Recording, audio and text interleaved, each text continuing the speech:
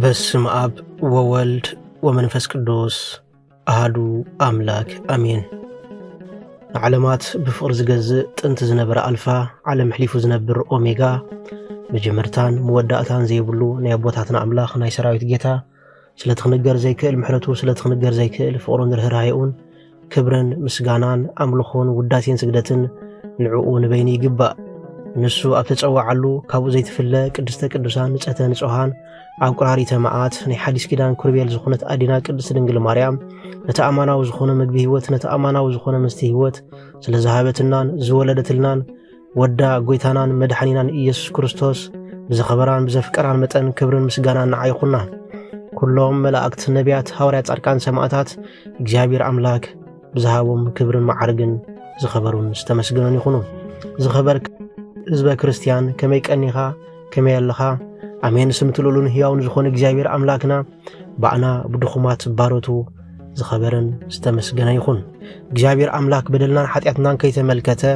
ብድጋሚ ብቃላቱ ክንጻናናዕ ብቃላቱ ክንፍወስን ክንሃድእን ስለ ዝፈተወን ዝፈቐደን ክብርን ምስጋናን አምልኾን ውዳሴን ስግደትን ብድጋሚ ንዕኡ ይኹንና። ናይ ሎሚ መዘራርቢ አርእስትና ብዛዕባ ተስፋ እዩ።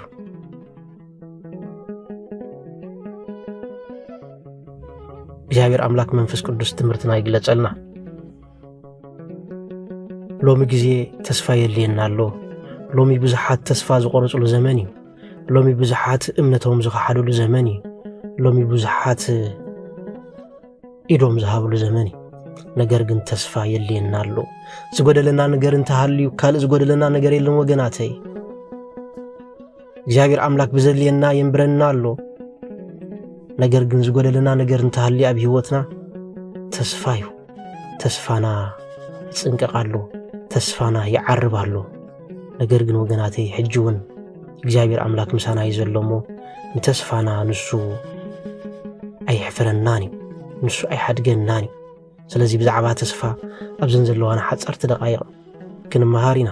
ናይዚ ትምህርቲ እዚ ዋና ዓላማ ድማ ኣብ ህይወትና ተስፋ ጌርና ካብ ዝወደቕናሉ መታን ክንትንሲ እዩ። ክርስቶስ ዘይናቓናቕ ተስፋና እዩ ወገናተይ።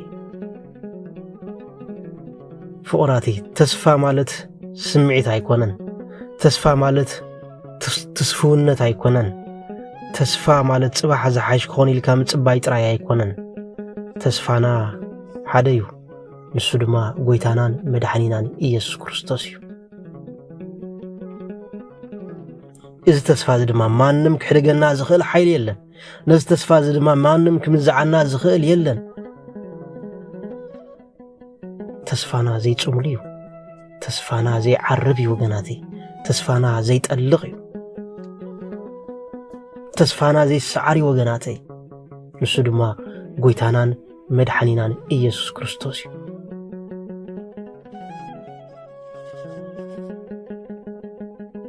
እግዚአብሔር አምላክ ምሳና ኸብ ኮነ መን ይዝቃወመና? እግዚአብሔር አምላክ ምሳና ኸብ ኮነ መን ይዘፍርሓና? እግዚአብሔር አምላክ ምሳና ኸብ ኮነ መን ይዘውድቐና? እግዚአብሔር አምላክ ምሳና ኸብ ኮነ መን እዩ ዘድሕረና? ምክንያቱ ተስፋና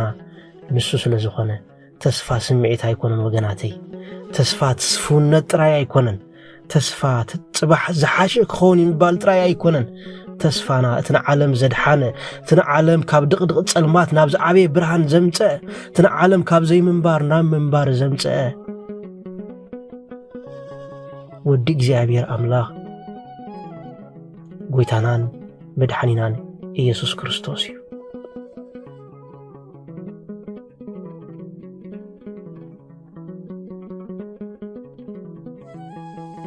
ኣብዚ ዓለም እዚኣ ህቡብላታት የጋጥሙና፣ ማዕበላት የጋጥሙና፣ ፈተናታት፣ ሕማም፣ ጽምዋ፣ ፍርሒ፣ መንፈሳዊ ድኽመት የጋጥመና። ሓደ ጊዜ ተጸልማት ከቢድ ይመስል፣ ሓደ ጊዜ ጸሎት ዘይተመለሰ ኮይኑ ይስምዓና፣ ሓደ ጊዜ ልብና ይደክም። ነገር ግን ሎሚ ነዚ ሓቂ እዚ ክንሰምዕ ይግባአና። ካብቲ ክርስቶስ ዝበሎ ዝሕይል ጸልማት የለን።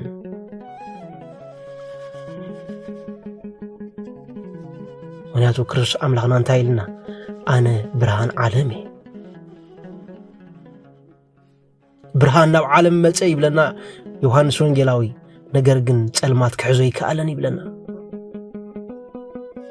ስለዚህ ኣነ ብርሃን ዓለም ይብለና ኣሎ ክርስቶስ ጸልሚትን ይልካ ወገነይ ሓሚመ ይልካ ወገነይ ጸሚን ይልካ ወገነይ ተስፋ ይትቆረጽ ምክንያቱ ብርሃን ዓለም ክርስቶስ እዩ ክርስቶስ ኣምላኽ ካብ ዘይፍለጥካይ መገዲ ካብ ዘለኻይ ከተንሳኣካ እዩ እመን ጥራይ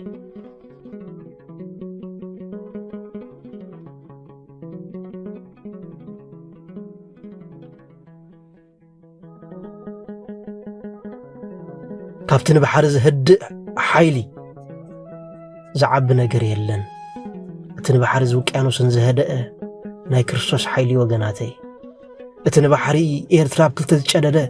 ናይ እግዚአብሔር ኣምላክ ሓይሊ ወገናተይ እቲ ንኢያሪኮ ዘፍረሰ ናይ እግዚአብሔር ኣምላክ ሓይሊ ወገናተይ እቲ ንምውታን ካብ መቃብር ዘተንስአ ናይ እግዚአብሔር ኣምላክ ሓይሊ ወገናተይ እቲ ናይ አልዓዛር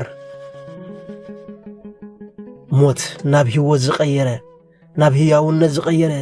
እግዚአብሔር ኣምላክ ወገናተይ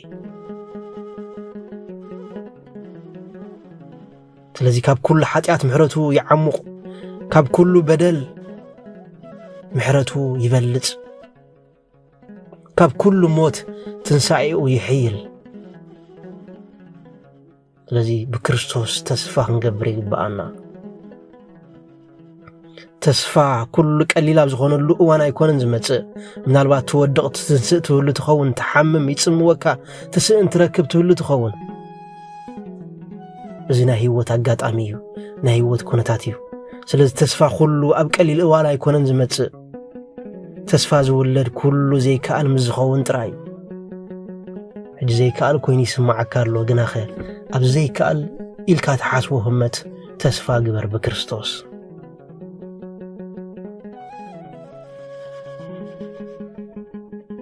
ሓይሉስ ደቂ ሰባት ኣብ ዝጽንቀቐሉ ግዜ ተስፋ ኣምላኽ ይጅምር ሓይልኻ ምስ ተወድአ ሓይልኻ ምስ ተጸንቀቐ ሓይሊ ኣምላኽ ይጅምር ወገነይ እቲ መዓጽወ ምስ ተዓጽወ ክርስቶስ ብኻልእ ሸነኽ ናይቲ ዝተዓጽወ ቤት ይመጽእ ወገነይ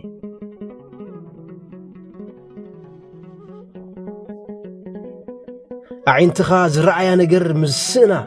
ኣዒንትኻ ዝርእ ተኣምር ምስስእና እምነትካ ንኹሉ ትርኢ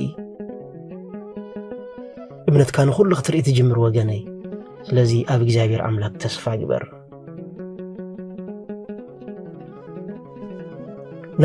ናይ ቅዱሳን ተስፋ እኮ ህይወቶም ምቹእ ስለ ዝነበረ ኣይኮነን ተስፋ ገይሮም ኣብ ጥሜት ኣብ ዕርቃን ኣብ ስደት ኣብ ምፍርራሕ ኣብ ጸልማት ንእግዚአብሔር ኣምላክ ኣብ ዝኾይኖም እዮም ንእግዚአብሔር ኣምላክ ተስፋ ገይሮም ቅዱሳን ዝሓለፈዎ ህይወት ዝሓለፈዎ ናብራ ምቹእ ኣይነበረን ነገር ግን ተስፋኦም ኣይሰኣኑን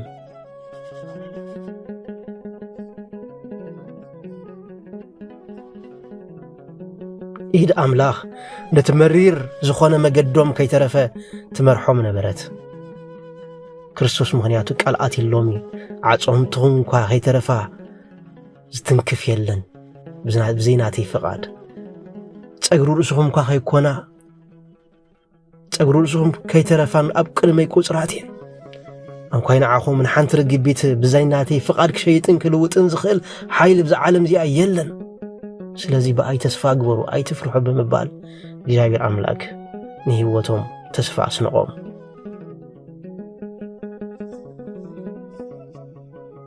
ስለዚ ወገነይ ተስፋ ይንቁረጽ በዚ ሓላፊ ዝኾነ ግዚያዊ ዝዓለም እዚ ተስፋ ይንቁረጽ ኣብ ዝተፈላለዩ ናይ ህይወት ጸፍሕና ሃሉ ብዘየገድስ ናብራና ተስፋ ዝቆርጽ ክኾን ይኽእል ብዘየገድስ ግን በኣምላኽ ተስፋ ይንቁረጽ ወገነይ ብገዛእ ርእስና ተስፋ ክንቆርጽ ንኽእል ኢና ብእግዚአብሔር ግን ብምንም ተኣምር ተስፋ ክንቆርጽ ኣይግባአና ከመይ ተስፋ መልህቅ ህይወት እዩ ተስፋ መልህቅ ነፍሲ እዩ ሰብ ሞይቱ ዝበሃል ተስፋ ምዝቆርጽ ብእግዚአብሔር ተስፋ ምዝቆርጽ ሰብ ሽዑ ሞይቱ ዝበሃል ስለዚ ተስፋ መልህቅ ህይወትና እዩ ወገናተይ ተስፋ መልህቅ ነፍስና እዩ ከምቲ ሓደ መልህቅ እንተሪእና ኢና ሓንቲ ዓባይ መርከብ ዝሕዛ كم تحد السكان نحنت عباي مركب بنقشي سكان زحزة إنه السكان تكو نتا مركبتي كم معبل أي جراجلاني كفت معبلتي أي جراجلاني انتي دا بتمعبلها بلا بجراش نخيط تفق انتي جبر يحزها يتأمره أب حدا بوتا تطو يبلا ስለዚህ ኣብ ሓደ ቦታ ተጠው ከብልና ዝኽእል እንተሃልዩ መልህቅ ዝኾነ ተስፋ ናይ ክርስቶስ እዩ ስለዚህ ኣብ ህይወትና ኣሎን የሎን ክንፈልጦ ዝግባአና ኣብ ቤትና ኣሎን የሎን ክንፈልጦ ዝግባአና አይዲ ካርድ ዘይኮነስ ተስፋ እዩ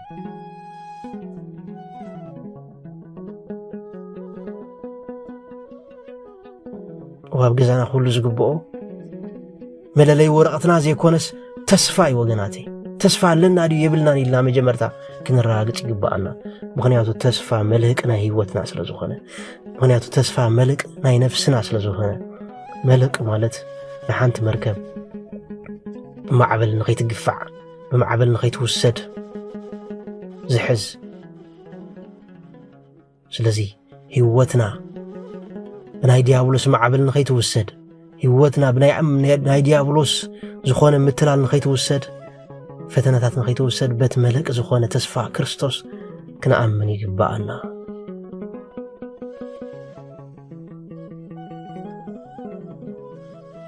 ኣብ ልዕሊ እዚ ድማ ብኣምላኽ ክንኣምን ይግባአና ምክንያቱ ተስፋ ካብ እምነት እያ ትውለድ ሰብ መጀመርያ ይኣምን በቲ ዝኣመኑ ከዓ ተስፋ ይገብር በቲ ተስፋ ዝገበረሉ ከዓ እንታይ ይገብር ፍቅሪ የፍቅር ማለት እዩ ክሳብ ሞት እውን ይፍቅር ክሳብ ሰማዕትነት እውን ይሓልፍ ማለት እዩ ለዘን ሰለስተ ነገራት እዚኣተን ክስዕረን ዝኽእል የለን ኢሉ ሐዋርያ ጳውሎስ እምነት ተስፋ ፍቅሪ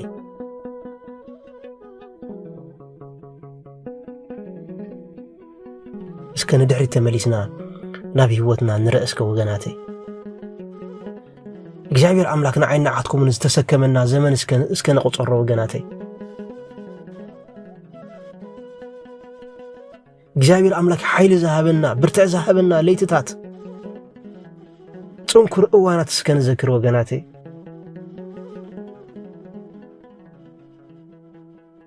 እግዚአብሔር አምላክ ካብ ተስፋ ምቁራጽ ዘለዓለና ጊዜ እስከን ዘክር ወገናቴ ህይወትና ብቅዕዩ ናትና ህይወት ናትና መገድ ተዓጽ ኣብ ዝበልናሉ ጊዜ እግዚአብሔር አምላክ ዝሰርሓልና ተኣምራት እስከን ዘክር ወገናቴ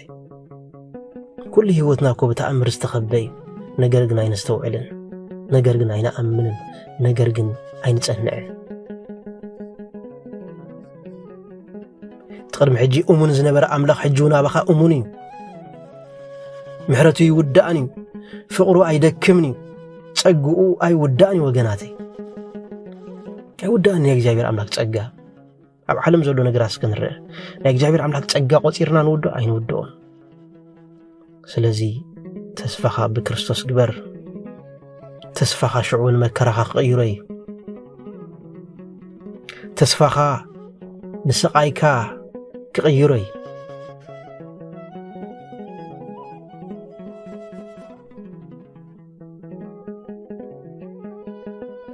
መብዛሕትኡ ግዜ ተስፋ ማለት ካብቲ ዘለና ሽግራት መርሓቅ ኮይኑ ዝስምዓና ሰባት አለ ግን አይኮነን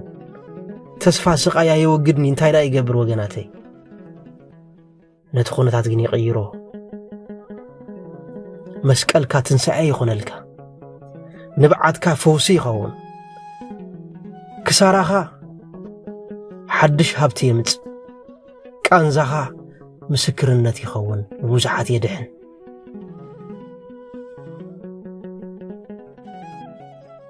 ምስ ክርስቶስ ክትሳቀ ከለኻ መከራኻ ቅዱስ ይኸውን ኣብ ቅድሚ ክርስቶስ ክትበክን ከለኻ ንብዓትካ ጸሎት ይኸውን ምስ ክርስቶስ ክትጓዓዝን ከለኻ ድኻምካ ሓይሊ ይኸውን ስለዚ ወገነይ ተስፋ ይትቁረጽ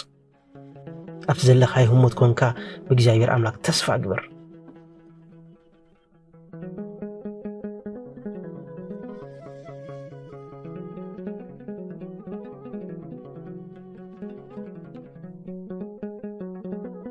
ምክንያቱ ተስፋ ጸለማት ከጥፎ ዘይክእል ብርሃን ስለዝኾነ مبزحت جزية ديابلوس انتسفخ صبر زدلي حجدا أملاخ رسيعي كان ديو حجدا أناتك هيوتها بكعين ديو حجدا أناتك حاتيات بزيحين ديو حجدا أناتك إنتان نورن مقصر زيبولن ديو بمبال تسفاي قرصك أملاخ جن كم زيب لك أي تفرح زقرصك خايب لك أم مدافع ويكا أب إيدي زقرصك خايب جابر أملاك أب إيدو قرصاتنا أيرسع عناني أب إيدو كل جزء استقرصنا إنا أو إيدو استوقتنا إنا قريصنا يا أب إيدو أب إيدنا زلو نجرات ملكتات نرسعونينا مش جابر كأخو ملك أب إيدي قريصنا وجناتي أب إيدو زقرصنا أملاك أيرسع عناني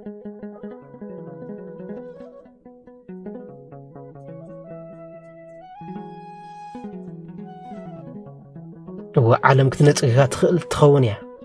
سبات بجيغا خردوخا يخول يخونيم عروخكا تسفا قرصخا يخول يخونيم سدرابيتكا تسفا كقرصخا يخول يخونيم ክርስቶስ ግን ፈጺሙ ይሓድገካኒ ንሱ እቲ ንምምጻእኻ ዝናፍቕ ካብ ጠፊእኻዮ ዘለኻ ንኸምጻእካ ዝናፍቕ ሕያዋይ ጓሳ እዩ ንሱ እቲ ዝፍውስ ሓኪም እዩ ንሱ እቲ ዝሓቁፍ ኣቦ እዩ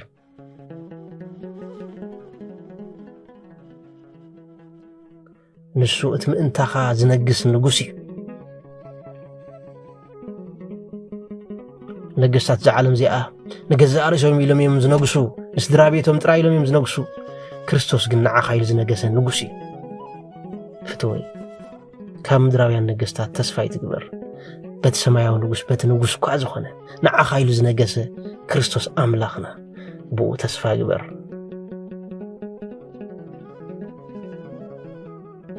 ፍትወይ ተስፋኻ ብዝሓልፍ ነገራት ኣይትግበሮ ኣብቲ ዘይሓልፍ ኣብቲ ዘይፅምሉ ኣብቲ ዘይዓርብ ክርስቶስ ተስፋኻ ውግበሮ ገንዘብ ሰባት ጥዕና ስምዒታት እዚኦም ሓለፍቲ እዮም ተስፋኻ ግን ኣብቲ ዘይፅምሉ ኣብቲ ዘይርስዕ ኣብቲ ዘይክሕድ ኣምላኽ ክኸውን ይግብኦ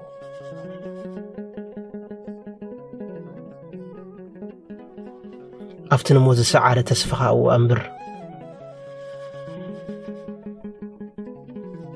ኣብቲ ንገዛእ ርእስኻ ካብ ስትንፋስካ ንላዕሊ ቀረባ ዝኾነ ኣምላኽ ኣብኡ ተስፋ ግበር ኣብቲ መጻኢኻ ኣብ ኢዱ ሒዙ ዘሎ ክርስቶስ ኣብኡ ተስፋ ግበር ከመይ ክርስቶስ ኣምላኽና ተስፋና እዩ መልህቅና እዩ ሓይልና እዩ ትንሣኤና እዩ ናይ ዘለዓለም ህይወትና ድማ እዩ ወገናተይ ንዘለዓለም ክብሪ ንዑ ይኹኖ ኣሜን መወዳእታ ትምህርትና በዚ ጸሎት እዚ ክንዓጽ ኢና ጎይታዬን ኣምላኸይን መድሓኒን ኢየሱስ ክርስቶስ ወሃቢ ኩሉ ተስፋ ንልበይ ብብርሃንካ መልኣዮ ምስ ደኸምኩ ኣበርትዓኒ ተስፋ ምስ ቀረጽኩ ኣልዕለኒ ኣብ ግዜኻ ከኣምንን ኣብ ፍቕርኻ ክዕርፍ መሃረኒ ተስፋኻ ስጉምተይ ምርሓኒ ንመንፈሰይ ድማ ይህዳእኒ ኣሜን ስለ ቃላቱ ስም እግዚአብሔር አምላክና ዝኸበረን ዝተመስገነን ይኹን ዝነበረና ጊዜ ባሪኹን ቀዲሱን ስለዝሃበና ክብርን ምስጋናን ኣምልኾን ውዳሴን ስግደትን ንዕኡ ንበይኒ ይግባእ ወስብሃት ለእግዚአብሔር ነዚ ኃይለ ቃል እዚ ናብ ኩሉ መታን ክበጽሕ ናብ ኩሉ ተስፋ ዝቆረጸ ሰብ መታን ክበጽሕ ሼር ላይክ ሰብስክራይብ ብምግባር ሓላፍነትና ንዋጻእ ብድጋሚ ወስብሃት ለእግዚአብሔር